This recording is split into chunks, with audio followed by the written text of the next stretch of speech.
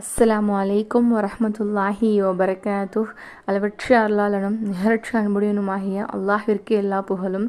அல்ஹம்துலில்லாஹ். லாஸ்ட் கமெண்ட்டில் நிறைய பேர் கமெண்ட் பண்ணியிருந்தீங்க, எனக்கு துவா செய்யுங்க, எனக்கு துவா செய்யுங்க அப்படின்னு. அதில் அதிகமான கமெண்ட்ஸ் எனக்கு நிறைய கடன் இருக்குது, என் ஹஸ்பண்டுக்கு அவ்வளோ கடன் இருக்குது, எனக்கு இவ்வளோ கடன் இருக்குது, அந்த கடன் தீர துவா செய்யுங்க அப்படின்னு சொல்லியிருந்தீங்க. அல்ஹம்துலில்லாஹ். நான் நிஜமாகவே மனசார என் ரப்புக்கிட்ட உங்கள் எல்லாருக்காகவும் நான் துவா செஞ்சேன். எனக்காகவும் நீங்கள் தயவு செஞ்சு துவா செய்யுங்க. ஏன்னா ஒரு முஸ்லீம் இன்னொரு முஸ்லீமுக்காக மறைமுகமாக கேட்கக்கூடிய துவாக்கு அல்லாஹு தாலா அவ்வளோ பவர் வச்சுருக்கான். ஏன்னா நம்ம முகங்கள், நீங்கள் யாரும் எனக்கு தெரியாது, நான் யாருன்னு உங்களுக்கு தெரியாது. அப்போது இருந்தாலும் நம்ம இஸ்லாம் அப்படிங்கிற ஒன்றுனால சகோதரர்களாக ஆயிட்டோம் அல்ஹம்துலில்லாஹ். ஸோ அந்த ஒரு சகோதரருக்காக நம்ம துவா செய்யும்போது அல்லாஹு தாலா அதில் அதிகம் பரக்கத் செஞ்சு அந்த துவா உடனே கபுல் செய்கிறான். கண்டிப்பாக உங்களுடைய துவாக்களிலுமே என்னை சேர்த்துக்கோங்க. இன்ஷா அல்லாஹ் துவாவின் மூலம் ஒன்றிணைவோம். அந்த வகையில் இன்றைக்கி என்ன பார்க்க போகிறோம் அப்படின்னா, அதாவது அந்த கடன் தீர்றதுக்கு இப்போ ஒரு ப்ராப்ளம் இருந்துச்சு அப்படின்னா அதுக்கான சொல்யூஷன் கண்டிப்பாக இருக்கும். ஏன்னா பூட்டு மட்டும் படைக்கப்படலை, அந்த பூட்டோட சாவியுமே படைக்கப்பட்டிருக்கு. அப்போ பூட்டுன்னு ஒன்று இருந்தால் அதுக்கான சாவி கண்டிப்பாக இருந்து தான் ஆகணும். அப்படி சாவி இல்லைனா கூட நம்ம தான் அந்த சாவியை உருவாக்கி அந்த ப்ராப்ளத்தை சால்வ் பண்ணணும். அது நம்மளுக்கு இப்போ கஷ்டம் வந்துருச்சு, கடன் வந்துருச்சு, எனக்கு கடனாக இருக்குன்னு சொல்லி புலம்புறதுனாலையும் இல்லை அழுதுட்டு உட்கார்றதுனாலையும் யார்கிட்டையுமே பேசாமல் சந்தோஷம் இல்லாமல் உட்கார்றதுனாலையும் நம்மளோட கவலை மாறப்போகிறதே கிடையாது. அது அப்படியே தான் இருக்க போகுது. நம்மளுடைய ரப்புட்ட அல்லது தொழுது துவா ஓதி அவங்கிட்ட நெருங்கி, இறைவான் எனக்கு ஏதாச்சும் ஒரு வழி பண்ணிடுறேன், நான் உன்னை மட்டும்தான் நான் நம்பி நிர்கதியாக நான் நிற்கிறேன், யாரை நம்பியுமே நான் இல்லை, உன்னை மட்டுமே நம்பி நான் நிற்கிறேன், நீ எனக்கு உதவி செய்ய போதுமானவன், நீ எனக்கு உதவி செஞ்சிரே அப்படின்னு நம்ம அவன்கிட்ட மட்டுமே அழுது கேட்டோம் அப்படின்னா கண்டிப்பாக அவன் நம்மளுடைய துவாக்களை அவன் கண்டிப்பாக கேட்கக்கூடியவனாக இருக்கான், பார்க்கக்கூடியவனாக இருக்கான். கண்டிப்பாக நம்மளுக்கு அவனுடைய பரக்கத்தை பொழிவான் இன்ஷா அல்லாஹ். ஆனால் நம்ம கேட்க மாட்டேங்கிறோம், அவ்வளோதான். இன்னும் சில பேர் நான் கேட்டுக்கிட்டே இருக்கேனே ஆனால் எனக்கு கிடைக்க மாட்டேங்குது. தயவு செஞ்சு துவாவில் அவசரப்படாதீங்க.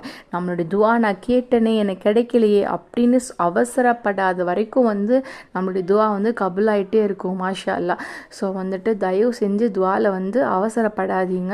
எல்லாத்தையுமே அல்லாஹ் கிட்ட மட்டும் கேளுங்க. ரசூலுல்லாஹ் நம்மளுக்கு எல்லாத்தையுமே சொல்லி கொடுத்துருக்காங்க. அல்லாஹ்ட்ட நீங்கள் எப்படி கேட்கணும், அல்லாஹ்ட்ட நீங்கள் என்னென்ன எப்படி பாவ மன்னிப்பு கேட்கணும், எப்படி துவா கேட்கணும், எல்லாமே மாஷா அல்லாஹ் இஸ்லாம் அப்படிங்கிறதுல எல்லாமே சொல்லி கொடுக்கப்பட்டிருக்கு நமக்கு அல்ஹம்துலில்லாஹ்.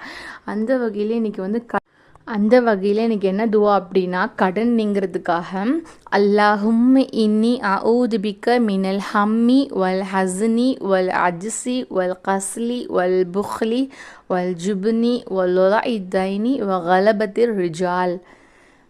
இறைவா, துக்கம், கவலை, இயலாமை, சோம்பல், கஞ்சத்தனம், கோழைத்தனம், கடன் சுமை, மற்றவர்களின் அடக்குமுறை ஆகியவற்றை விட்டும் உன்னிடம் பாதுகாவல் தேடுகின்றேன்.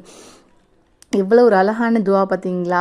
இந்த துவாவில் நம்ம எல்லாத்தையுமே கேட்டோம் அல்லாஹ்கிட்ட, எனக்கு இது எல்லாத்துலேருந்து எனக்கு பாதுகாப்பு கொடுத்துரு அப்படின்னு சொல்லிட்டு. இப்போ ஒரு 10 நாள் ஒரு இன்னைக்கு மட்டும் ஒரு 10 தடவை ஓதுறோம், நாளைக்கு எனக்கு கடன் அடையலே அப்படின்னு சொல்லக்கூடாது. திக்ரு அப்படிங்கிறது அதாவது தட்டுற கதவு மட்டும்தான் திறக்கப்படும்.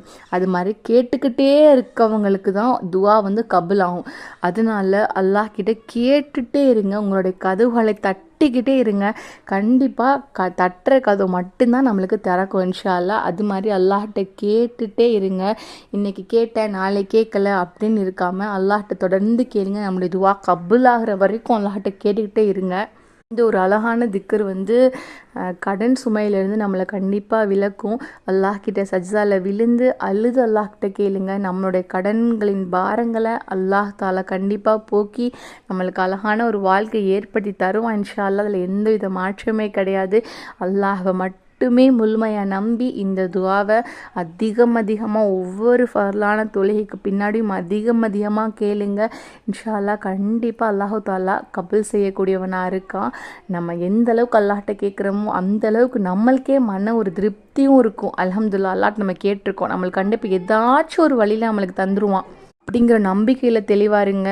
நீங்கள் கேட்கும்போதே உங்களுக்கு நீங்கள் கேட்டுட்டு இருக்கும்போதே உங்களுக்கு மன திருப்தியும் மன சந்தோஷமும் உங்களுக்கு அறியாமையே உங்களுக்கு அல்லாஹு தாலா கொடுப்பான்.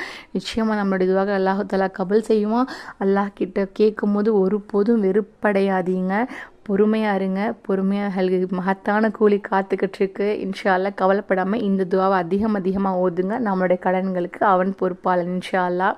அல்லாஹ் நம் அனைவருக்கும் சாலிஹான மௌத்தை தந்து ஜன்னத்துல் ஃபிர்தௌஸ் அப்படிங்கிற உயர்ந்த சொர்க்கத்தை தருவானாக என்று துவா செய்தவர்களாக விடைபெறுகிறேன். வாஹிதவானா அல்ஹம்துலில்லாஹி ரப்பில் ஆலமீன். அஸ்ஸலாமு அலைக்கும் வரஹ்மத்துல்லாஹி வபரகாத்துஹு.